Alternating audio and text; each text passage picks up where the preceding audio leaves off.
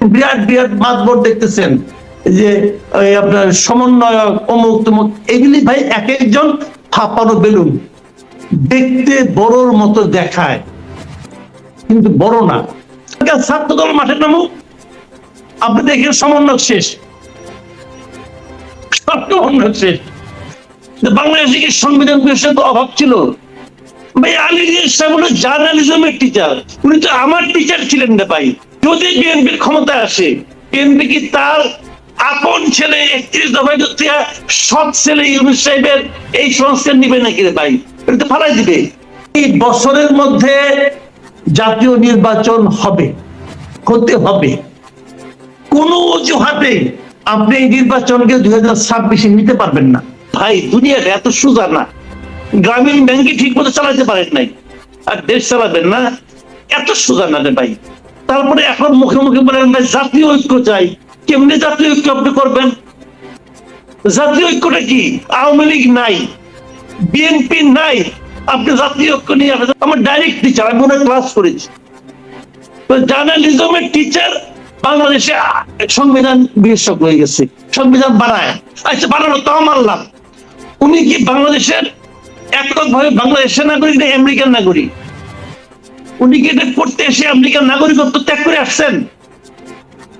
উনি যখন আমেরিকার নাগরিকত্ব গ্রহণ করছেন তখন ওখানে উনি শপথ করেন নাই যে উনি সব জায়গায় আমেরিকার স্বার্থ সংরক্ষণ করবেন?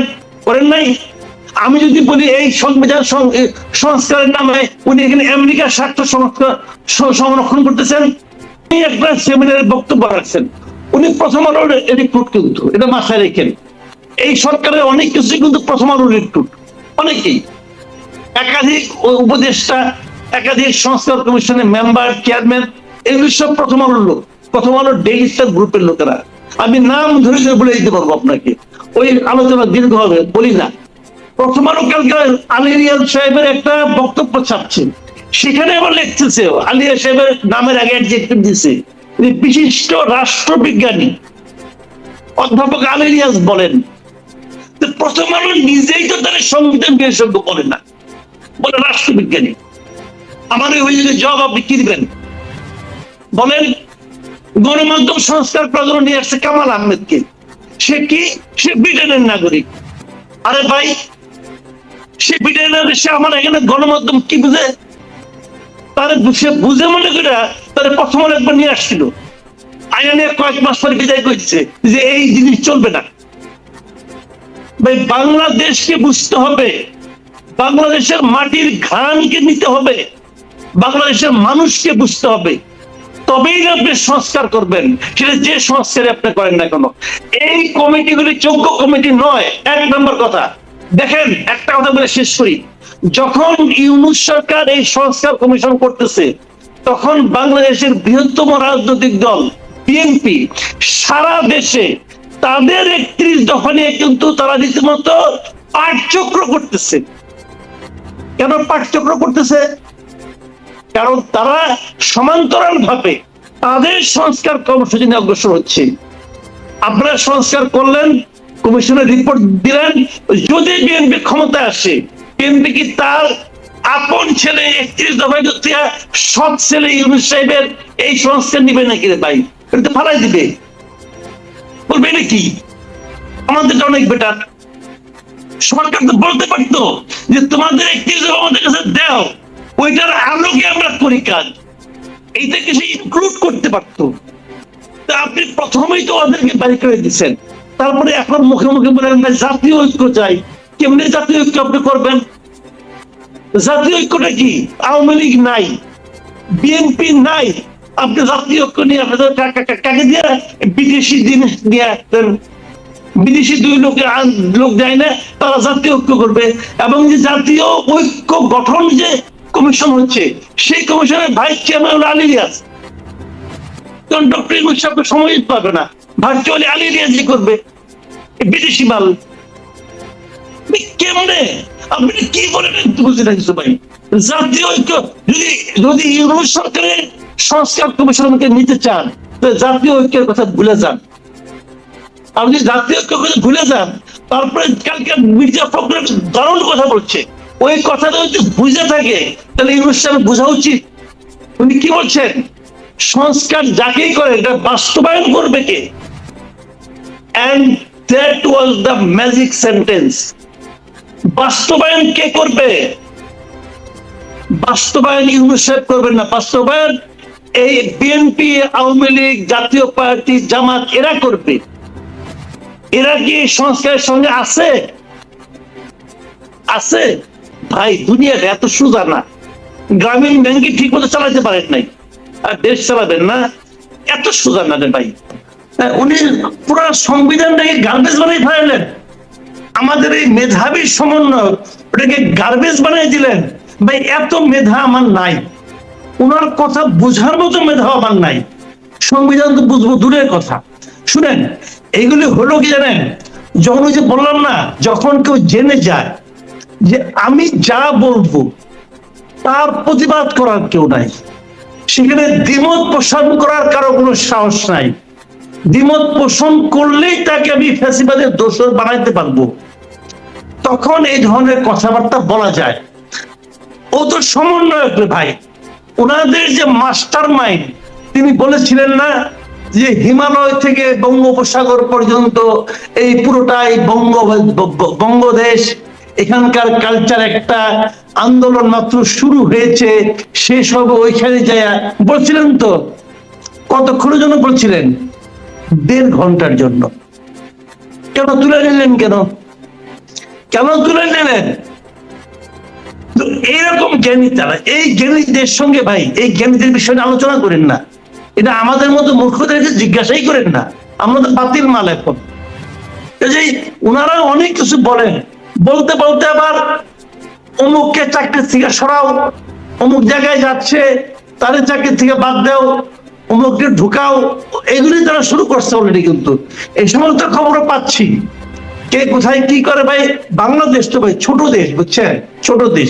আমি তো মাঝে মাঝে বলি যে গোপনে তুমি কোনো কিছু করতে পারবে না, যা কিছুই করো কিছুই করতে পারবে না, কারণ যার লোকে করবা তার সঙ্গে তো তোমার প্রীতি 2 দিন পরে থাকবে না, তো সে তোমার সব করে দেবে। তো এই দেশে তো এরকম হয়, এই দেশে যার মাধ্যমে আপনি করবেন সেই 2 দিন পরে বলে দিচ্ছে।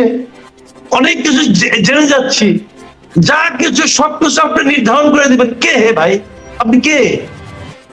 আরেকজন বলে দিচ্ছে যদি বিচারের আগে, শেখ হাসিনা এবং স্বৈরাচারের বিচারের আগে যদি কেউ নির্বাচনের কথা বলে, সে জাতীয় শত্রু হবে এবং বেঈমান হিসেবে ঘোষণা করা হবে।